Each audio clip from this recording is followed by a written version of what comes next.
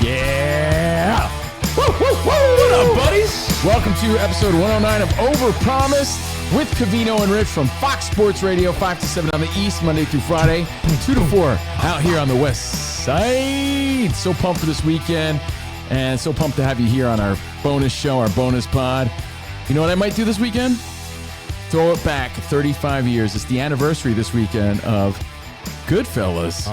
Came out this weekend, 1990. It's a hell of a shirt right there. You got one dog looking this way, one dog looking that way, and the guy in the middle saying, "What do you want from me?" What do you want from me? And Rich is wearing a Goonie shirt because he's a huge fan of Corey Feldman on Dancing with the Stars. He tunes in just to watch Corey Feldman do the cha-cha. No, I'm all about my pal Topanga. Let's go, Danielle Fish. Oh, he's wearing a Goonie shirt because he's just a goon. That's what it is. But on today's show, man, we're going to have some fun. We're going to talk pay-per-view numbers. Canelo, Crawford, they're in, and we're going to make predictions on Tank, Jake Paul. There's updates there. How does it compare to Jake Paul? We'll get to that. Plus, I'll give you my bets of the week. Last week, again, we did pretty well. So we're rolling with the bets, so we'll win some money. We're rolling with the homies. Ooh. Plus, the discussion that's sweeping the nation, they might be ass. Yeah, who's the victim this week? Who might be ass? You'll find out. But we start off with baseball. Yeah, it was a thought I had yesterday because my Mets have so under-delivered this year. They really have. But, big win today against the Padres, so you got to give them a thumbs up for that. But when you look at the Mets lineup, they should not be a team that's going to win 80 games and sneaks into the playoffs. The Mets should be a team that wins 100 games because I even asked you, who does not like the Mets? You're a Yankees guy. I said, who are the top 3 guys on every team? And is anyone compare to what the Mets are bringing?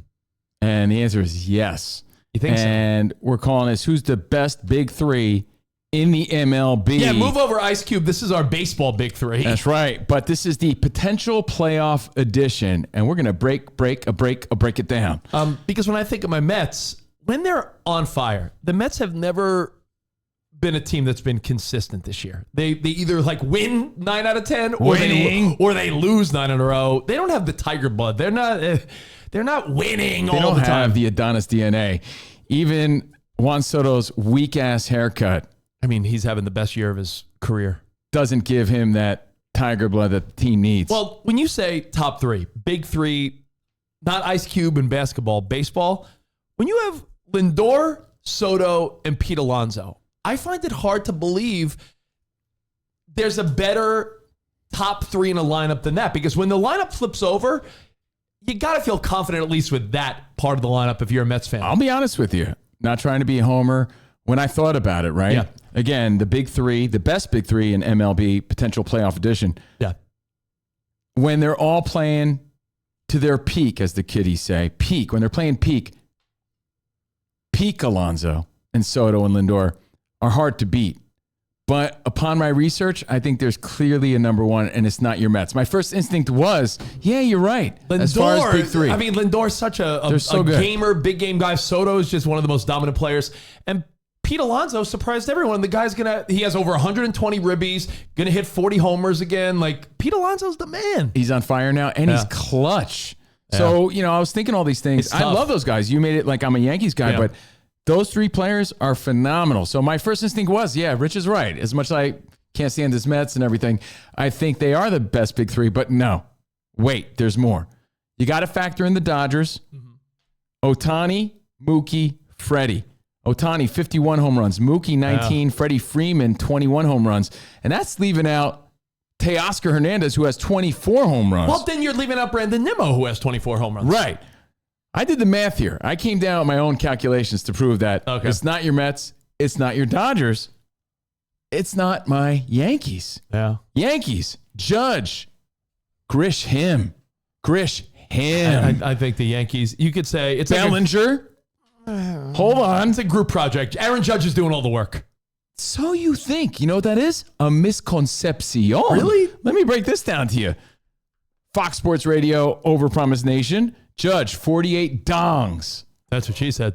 Grisham, 33 home runs, bro. Bellinger has 29, 97 RBI. He's going to end up with 30, 100 RBI season. That's leaving out Giancarlo Stanton, who has 20 home runs, and he's clutch in the playoffs. So it's not even the Yankees.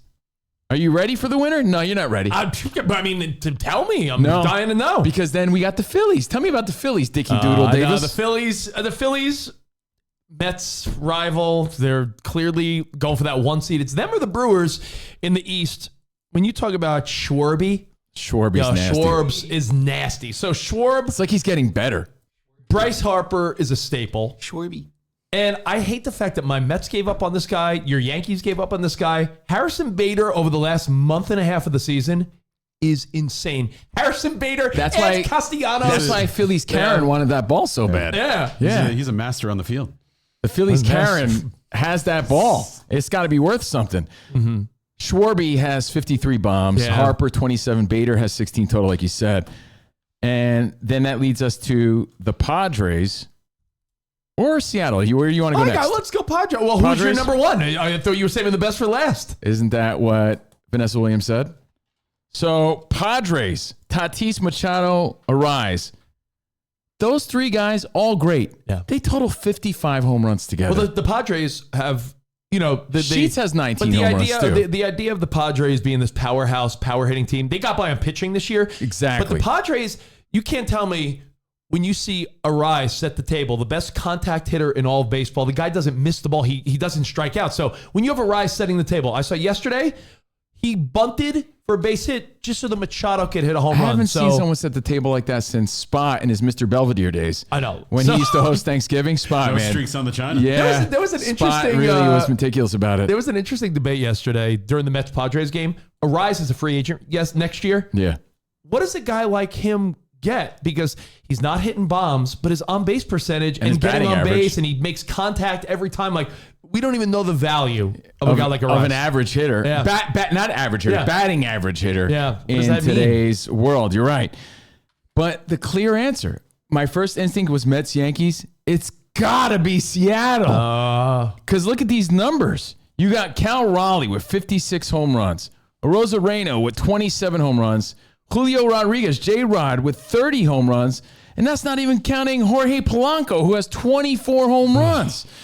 So when you do the simple math, and this is like the weakest breakdown, but this is how I'm playing it and how I'm seeing it. The Mets have 105 total home runs of the big three. Yeah. Dodgers, 91. Yankees, 110. But they also have Stanton. Yeah. Phillies, 96. Padres, 55. Seattle has 113, more than all with their big three combined. That's not even counting Polanco with his 24. Again, but when you start adding the fourth guys, it's Giancarlos, the Mariners, the Nimos, the Castellanos, if you start adding those fourth guys, you realize why these are the playoff teams. And I think, unfortunately for me as a Mets fan, you're realizing, like, why are they not better? Because all the other teams we're talking about are playoff locks. And the Mets are still fucking fighting for a wild card, which shows you the Mets this year, fun fact, it's not that fun, have used more pitchers this year than any team in Major League Baseball history. Do you hear that? In history. I'll give you the top three, though. It's Seattle, Yankees, Mets. No, it's Dodgers. I mean, I think you take out the Yankees there because, dude, are you not hearing the math? Freddie, Mookie, and Ohtani coming to the postseason. Grisham has 33 home runs. Mookie has 19. But get off that. It's 2025. Okay. It's 2025. Okay. Belly has 29 home runs. Grisham was a fucking platoon player last year. Bellinger's going to end up with 10 more home runs than Freddie Freeman. He's at over 100 RBI. Right, well, hey, it's a new year, new season. It's a new world. But it's a new life. You got to give your props to Seattle. And it really goes to show you how much pitching matters. Because if they had sweet pitching. Yeah. Again, we're talking the bats, the big three and the bats. The pitching's going to matter here. All these teams are stacked. And let me tell you, as we stand right now, as we do this pod, Seattle is a half a game behind Houston. So right now, Seattle's a wild card. Much like the Mets, if they had better pitching and, who knows, the postseason, everything could change. But enjoy, get ready for baseball. It's going to be awesome. Well, how do you see it when it comes to Big Three in the MLB potential playoff edition? Let us know. At Fox Sports Radio, at Covino and Rich. You know what you can argue? Overpromised. Hey, I see it, Seattle, as much as I don't want to say it. Seattle might be the number one. But you know what it does? It makes you also realize while we did have this fun conversation, you know what really matters? The bottom of your lineup, because I feel like so many good teams have a Soto, Lindor, and Pete, or a Freddie and Mookie and Ohtani. It's a matter of, well, who's your 7, 8, 9? Because I think if you got a decent 7, 8, 9, you're winning. Because there's a lot of teams with a bunk 7, 8, 9. Winning. Well, I've always said the bottom matters most. I've always said that. Well, you said you're a bottom, right? Yeah. No. I didn't say. I never said that. I said the bottom. Yeah. Oh, the okay. apple bottom. Now, this leads us here on Overpromised to the segment, the discussion that's sweeping the nation. People love this. Yeah. I saw the headline, again, courtesy of Barstool. It was just a random headline about Arch Manning, and we took it and ran with it. And now it's a segment and discussion that everybody loves. It's something we call They Might Be Ass. They might be ass. They might be ass. And last week, if you missed episode 108, They Might Be Ass, we were talking about football, of course. Yeah.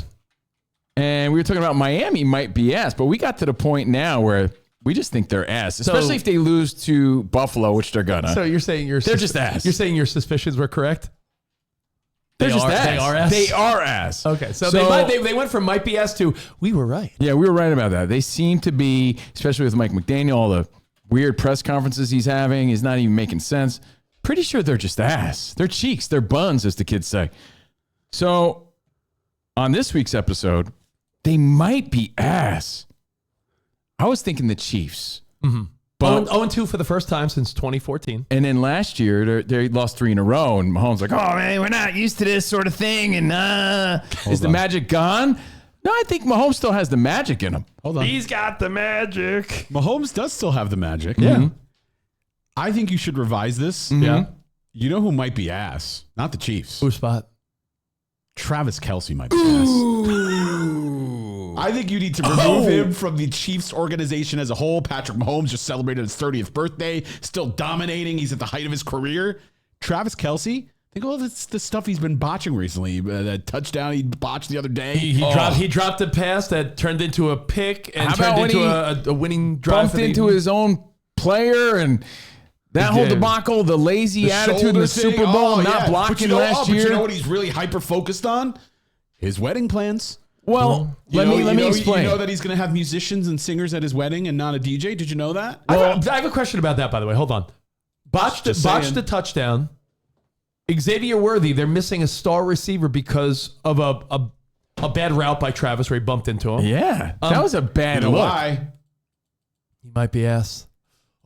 We were thinking the Chiefs because, hey, maybe the Giants put up a good fight, but then next week is the Ravens, so they're either going to be 1-3 or 0-4, right? Stomp your feet all you want, you little crybaby. He might be ass. You might be ass. Well, then whose look are you going to steal next, Spot? You know, if he's ass, you better come up with a new look. You know what he's in the middle of saying right here? I might be ass. You know what? You know why I will move from the Chiefs? I don't think it's Mahomes' fault. I don't think it's the Chiefs' fault. Yeah. And Spot might be onto something. It's that one play last week where the pick six, the interception in the end zone. It led to 6. It led to 6 though, but when he just didn't turn around fast enough, it was right in his hands, right in the numbers. People miss a ball. It's just a bad one. Yeah, but again, there's been too much of that this season. So do you agree? Is Travis Kelce ass? Hit us up at Covino. No. It's not that he's ass. He might be ass. He might be ass. Look, he's had a great career. He's 35 years old. It's his, 13th season, I believe? Maybe we're just seeing that. It's a long time for a tight end. That's a long time. I'm trying to think of... That's like 70 years in any other job. I have a question. While you contemplate this, yeah, if they're going to have musicians and not a DJ at their wedding, when you're Taylor Swift, who performs at your wedding? Are they going to get all their star-studded friends and be like, hey, here's Sabrina Carpenter. Hey, Adam Levine. Hey, Ed Sheeran. Or is it going to be like, are they just going to hire like some random local wedding band? Imagine that. Imagine it was like you're performing at Taylor Swift's wedding. Oh, my God, yeah. Unless do you think it's a rotation of stars? Probably. Look, they could do whatever they want. That's true. But you know what else they could do? Not invite us. I don't think we're getting any invite if that's... You know what? We'll blame it on Spot. Steven Tyler, we'd like you to sing Dream On right now. We were going to say the Chiefs. Spot says Kelce. And might be yes. That might be the answer. What are your thoughts? They might be yes. He could turn it all around. Boom. This weekend, we'll see. But right now we're saying Travis Kelce. Just maybe missing that fire. Yeah, he wants to win, but maybe missing that step, that put him one step ahead of other tight ends.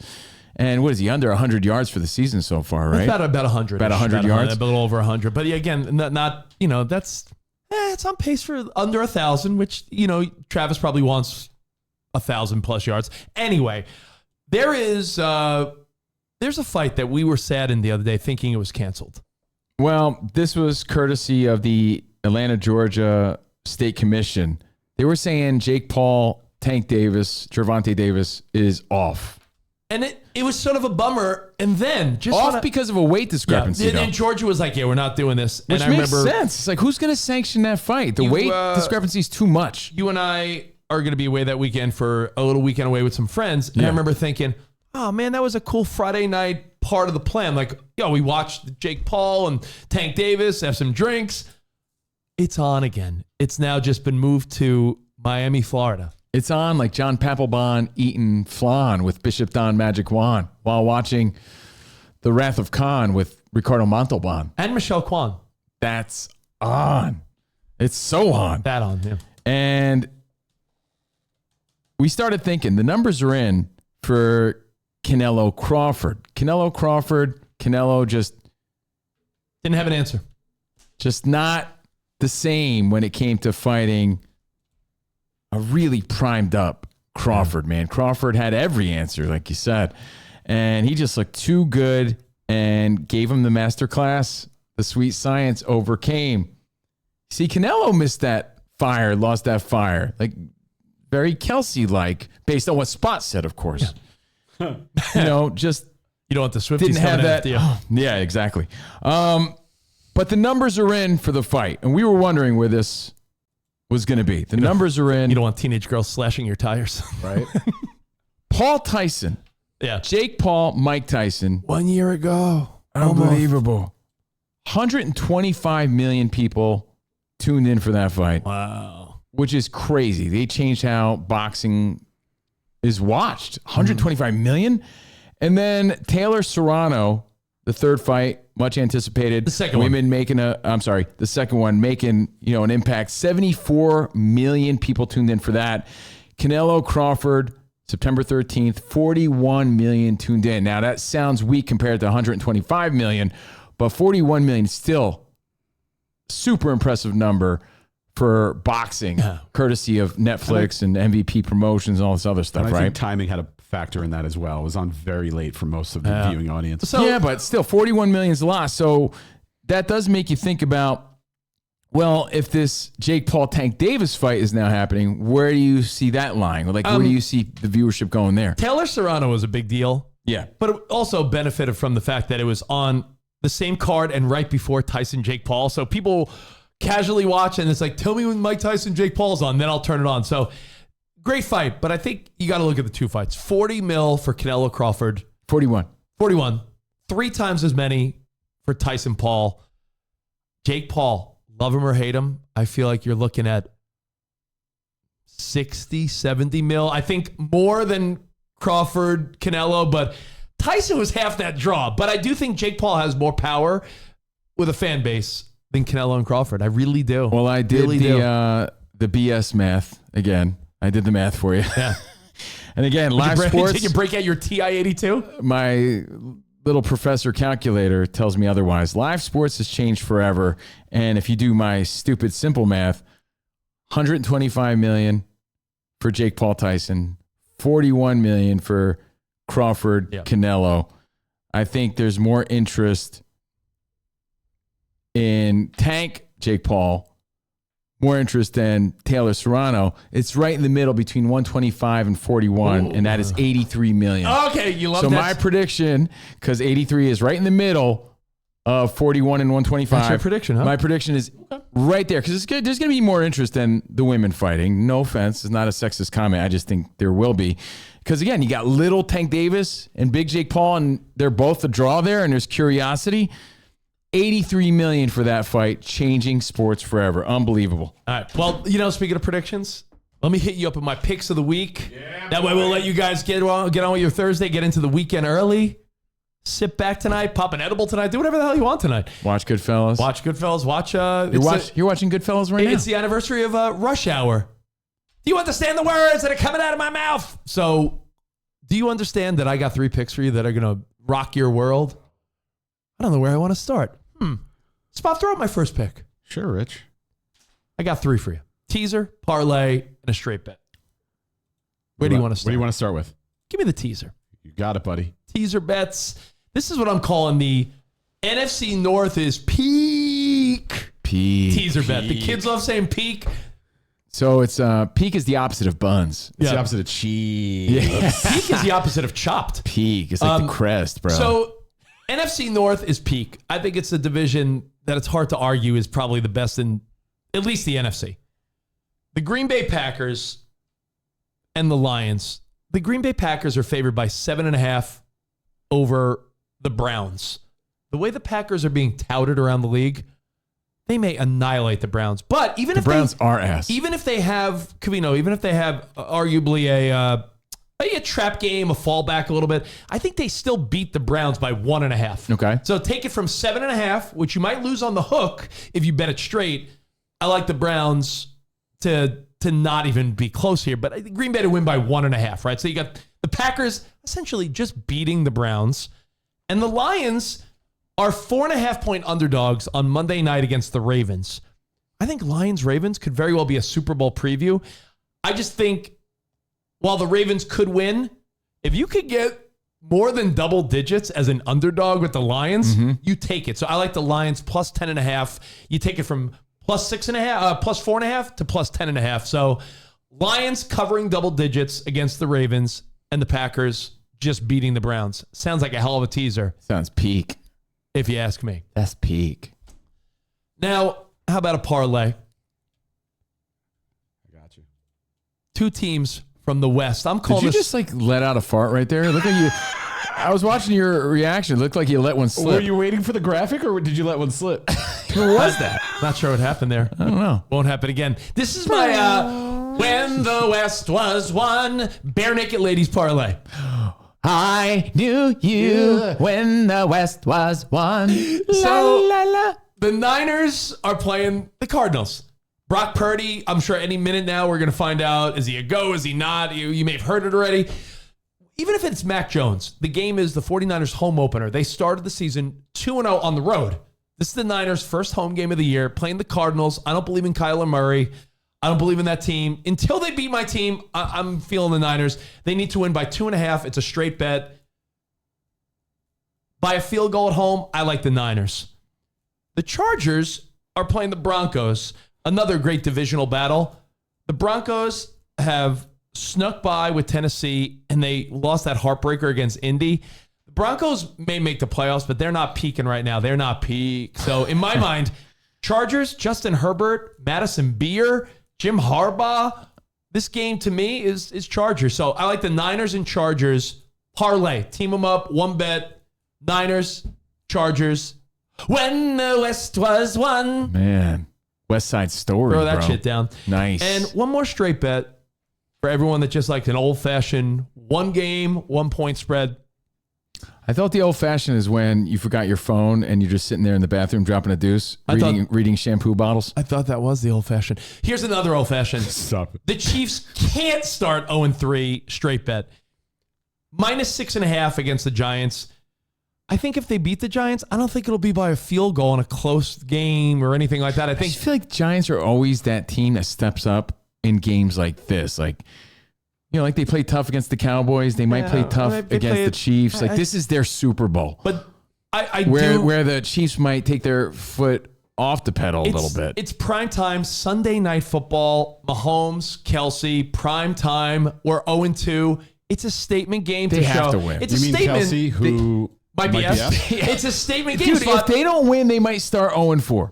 That's insane. There's an urgency. I know you don't look ahead, but Covino's right. They played the Ravens week 4, so I think this is a game that they circled and said, we need to beat the shit out of the Giants to make a statement. Oh, and by the way, that's bad for the NFL.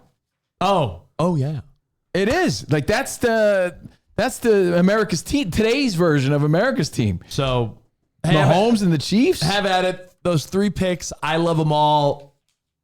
gamble at your own risk, but I feel like screenshot it. I would say look for calls to go the Chiefs' way. Your NFC North is peak teaser bet. The Win the West was one parlay, and the Chiefs can't start 0-3 straight bet. Yeah. Lock those 3 in. They can't unless Shazammy! unless Kelce steps it up. Unless So we'll Kelce see. is actually asked. Hey, we'll enjoy that. Have a great Thursday night. We'll see you guys back here tomorrow on Fox Sports Radio. Until then, arrivederci, baby. See you in the Overpromised land. Goodbye. Covino Rich. Yeah.